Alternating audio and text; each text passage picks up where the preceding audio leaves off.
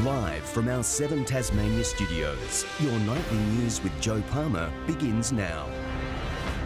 Good evening, everyone. Closing statements in the murder trial of Mark Rodney Jones have begun in the Launceston Supreme Court this afternoon.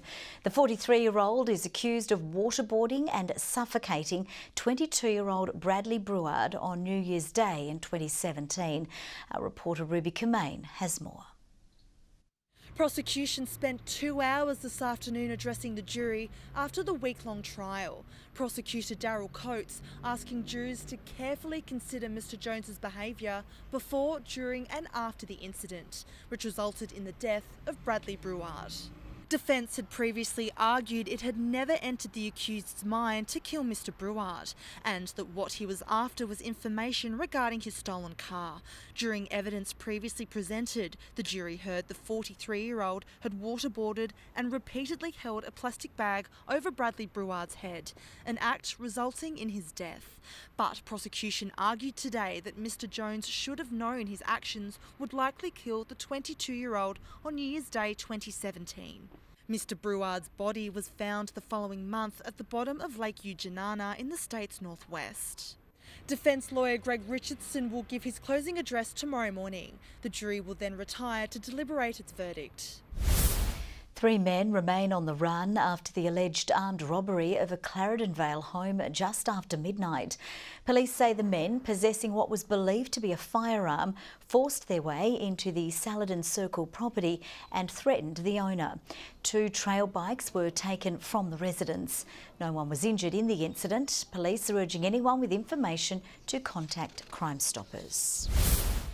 And Austin's ferryman has had his licence taken away for 2 years after police say he blew more than 4 times the legal blood alcohol limit.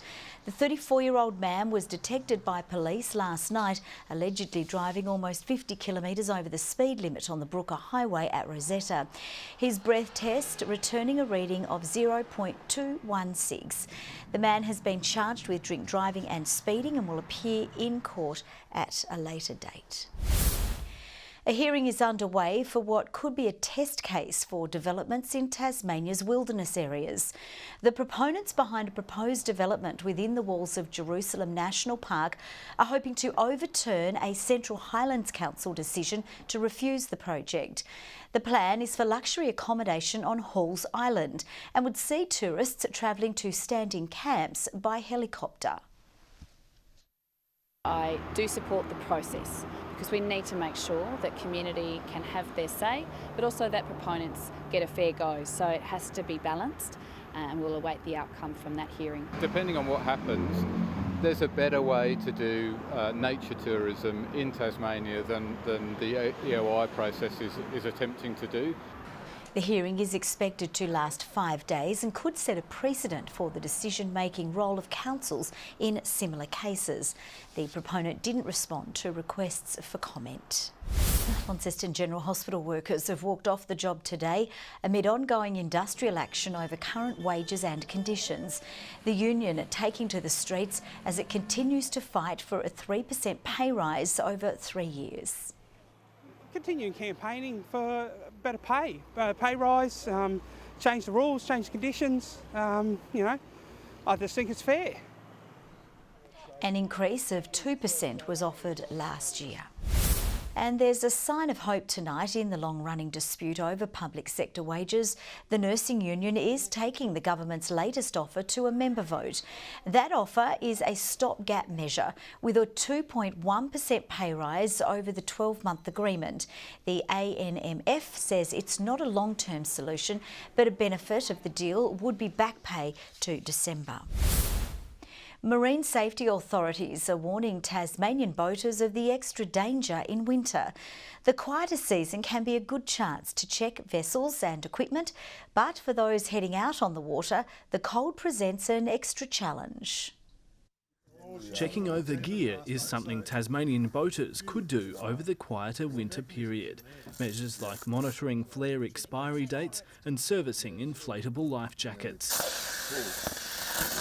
A winter's a great time, if you don't want to go out in the short days chasing a fish, to do a few maintenance jobs, as boaties. There's always something on the list that needs to be done in the boat. It's a great time to go over your safety gear. Preparations for things like life jackets even more important if boaters are heading out in the colder weather. If you find, for whatever reason, yourself in 11.2 degree water, you've only got a very short window of opportunity to do something about that. The cold water immersion is a killer in Tasmanian waters. To help hone their safety campaigns, MAST is launching a survey of boaters, hoping to learn how Tasmanians use their boats and if safety messages are working. It is important for MAST to understand what boaters are doing with their boating time and where they go boating from for a number of reasons. One is to provide the right infrastructure, and the other one is to actually focus our attention in terms of safety campaigns. Michael Breen, 7 Tasmania News. A rare piece of Tasmania's convict past is being unveiled tonight. The Maritime Museum has acquired an oil painting of the Lady East, a ship used to bring 208 convicts to Hobart in 1825. Pictures of the convict ships are hard to come by, with this piece shipped from England worth thousands of dollars. It's a very rare work because there are very few paintings of convict transports in existence. And the fact that it has relevance and tells a story about our convict history here in Tasmania is even more significant. The museum is hoping to track down the descendants of the convicts who were on board. We have an update on our story from last week, with 4 Tasmanian devils getting used to their new home after making the trip from Cradle Mountain all the way to New Zealand. As part of a research program, the juveniles have been named international ambassadors and are already attracting attention from curious locals. Recovering from the jet lag, these 4 Tasmanian devils are a long way from home, today settling into their new surroundings in New Zealand. They're looking far more relaxed, and we've had some good training sessions with some of the staff here, and I'm heading back tomorrow, but feel really comfortable. The devils have settled in well. The male juveniles left Launceston last week. Born in Cradle Mountain, they'll now live at the Christchurch Sanctuary Arana as part of the Save the Tasmanian Devil breeding program, aiming to bolster animal numbers as the species grapples with the deadly facial tumour disease. These animals are part of an insurance population, so that's a completely biosecure population to ensure that the disease is not getting within or out of that population, so they're completely safe from the disease. That's what we work for, is the animals. It's what Arana does. We're all about conservation, and being part of the ambassador program is just an extension of that. So yeah, it's a privilege. Joining 2 older devils at the Open Range Zoo, already attracting curious crowds. But the privilege of naming the devils has been left to the locals. That's the exciting part, learning their personality. Well, one of the exciting things, learning their personalities and naming them. Michelle Wisby, 7 Tasmania News. The buzz is building ahead of the most highly anticipated game of the TSL season, a grand final rematch between Lauderdale and North Launceston at UTAS Stadium. And with both sides in stellar form, the winner will cement themselves as the true flag favourite in 2019. 2 years in a row, the sides have met in the decider, and 2 years in a row, Lauderdale have been left wanting. But off the back of an impressive come-from-behind win over fellow heavyweights Glenorchy, the Southern Bombers will head north this Saturday, brimming with belief. To know that we're able to claw back margins like we did on the weekend is a big feather in our cap, I think, and just to know that we have that confidence that at any stage we can open up a game and really score when we need to. North Launceston showing why most still consider them the side to beat this year, however, keeping North Hobart to just 2 goals over the weekend to storm home the 91-point winners. But with the latter leading Lauderdale, the only side to get the better of their northern rivals so far in 2019, the reigning premiers will need to be on song right from the opening bounce. They're going to be pretty hard to beat. I'm really liking to get them out here on UTAS. I want to see what they can do out here, and obviously we know they play their ground really well. So that was a tough road trip, but I'm really excited to get them out here and see what we can do against them. Obviously they're just a good side no matter where you play them, but at their home ground and having to travel makes it bit more difficult. So it'd be a pretty big scalp to get. And Smith says he'll be out to prove a big point in the middle against State Ruckman Alex Lee. He's a pretty big battle, and he's one of the ruckmen that I always make sure I have everything right going into it. Hopefully I can get the job done and get over him. It's probably one that will win or lose the game. I think Hayden probably got the chocolates last time against Al down there, and Al's the best ruckman in the comp from my mind. And the votes are in for the RACT Insurance Player of the Year in the TSL after round 12, with Tigers midfielder Jared Drew getting the 3 votes in the side's easy win over Clarence at Blunston Arena. North Launceston skipper Brad Cox-Goodyear was once again instrumental for the side against North Hobart, and Nat Franklin was the standout during Lauderdale's 31-point win over Glenorchy at Skybus Oval. To the leaderboard, and Cox-Goodyear is back on top, now 2 votes clear of Hayden Smith and 3 votes clear of Sam Siggins. Meantime, Matthew Wade has sent another big message to national selectors ahead of the Ashes series, belting the quickest century by an Australian in List A history against county side Derbyshire overnight. The Tasmanian Tigers captain smacked 155 from just 71 balls to help the side along to victory and record his 2nd ton of the UK tour. Meantime, Hobart paddler Sarah Hoare has claimed bronze in the women's 4 event at the Rowing World Cup in Poland to help the Aussies atop the medal tally. To soccer, and South Hobart will get the chance to give their NPL title hopes a big boost this weekend when they travel to Valley Road to take on the Devonport Strikers. South now sit 8 points behind the ladder leaders with a game in hand following their 2-0 win over Glenorchy Knights. Of energy, and they put themselves around the pitch, and they score goals. They're a good side, so we know we're going up there for a tough game, but we're in good form to do that. Meantime, Blunston Arena is shaping up as the likely ground for the side's FFA Cup round of 32 clash if they happen to draw a home game against an A-League side. The draw is scheduled for Wednesday night. Organisers of the weekend's Australian Rally Championships in Launceston have hailed it a massive success, with the event's popularity securing its future in the state for years to come, while drivers have praised our roads as nothing short of world class.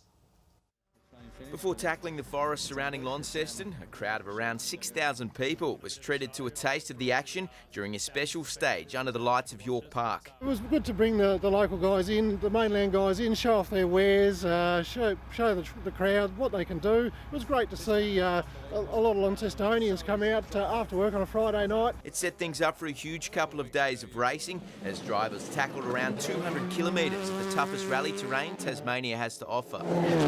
Always we've had the best roads in Australia. As silly as that might sound, we all sound a bit biased, but the national guys come down here and love our roads. Toyota drivers Harry Bates and John McCarthy proving the standout amongst the world-class field, claiming their 3rd round win of the CAMS Australian Rally Championship, with Molly Taylor and Malcolm Reid finishing in 2nd to clinch back-to-back podiums in 2019. Tasmanians Timothy Orty and John Mitchell, the best of the local contingent, in 5th. Yeah, very, very happy. I feel like John and I have had a very, very solid weekend, probably our best. Very satisfying feeling from our side of the car, but also, you know, it's to show that when we got everything working, you know, the pace is going to be there. Got really good support out of Launceston City Council, Events Tasmania, Subaru, so we plan to be here for the next 4 to 5 years at least. Meantime, Alex Peroni has been hindered by car issues during round 2 of the Formula 3 Championships at the Paul Ricard circuit in France overnight. The Tasmanian started on pole and led for half of the race before tyre issues saw him drop off the pace to finish up in 14th. Peroni now sits 15th in the overall standings ahead of round 3 in Austria later this month. Good evening. Well, I don't remember a day where the temperature sat around the 10-degree mark, but it really felt half that in reality. Very chilly 9 in Hobart. Launceston made it to double figures, and 11 the top for Burnie and Devonport. The warmest, let me rephrase that, the highest was 14 on Flinders Island, while Lyawini dropped to -10, and it felt like -10. St Helens and Friendly Beaches 13, Strawn 12. Lyawini had the biggest swing in temperatures, recording a high of 10. Grove 9 today, and Ooze a top of 5. Most of the cloud around the state today, around the northwest and northern parts of Tasmania. It started to build up there late this afternoon, plenty off the east coast. A mid to high level band is over most of South Australia, reaching over the Bight. An active surface trough near northeast New South Wales is producing thunderstorms. Tomorrow a high moves slowly over the Tasman Sea. A cold front is there over the eastern Bight with another south of WA. North to northwesterly winds at 20 to 30 knots over the west, but generally up to 10 to 20 knots elsewhere and lighter inland. A strong wind warning from South East Cape to Sandy Cape. Another cool night tonight, but not as cold as last night. A top of 13 for Hobart, 11 for Adventure Bay, a morning frost for Tarraleah, 11 the high. Launceston, a morning frost and fog, a top of 13 tomorrow, 13 also for Devonport and Bridport, and partly cloudy conditions. 13 the high for Burnie, a bit of cloud around. Strawn 13 as well, and Marrawar 14, while for St Helens a mostly sunny 14 degrees, up to 15 for Swansea and Whitemark on Flinders Island. Wednesday, fine apart from morning fog and areas of frost. Same again on Thursday, however a light shower may develop later over the central north, and on Friday a shower over the north and west, fine and partly cloudy for the rest of the state. And for those that marvelled at the wild weather in Perth last night for a certain football match, they'll see the conditions will improve tomorrow. 21 there, a cool day and partly cloudy over Adelaide and Melbourne, showers for Sydney and Brisbane. Another cold night ahead, 3 degrees right now in Hobart, 6 in Launceston, 8 degrees in Devonport. Too cold for me to say any more, Jo. Yeah, too cold for me too. That's all from the team for now. We'll see you a bit later. Bye-bye.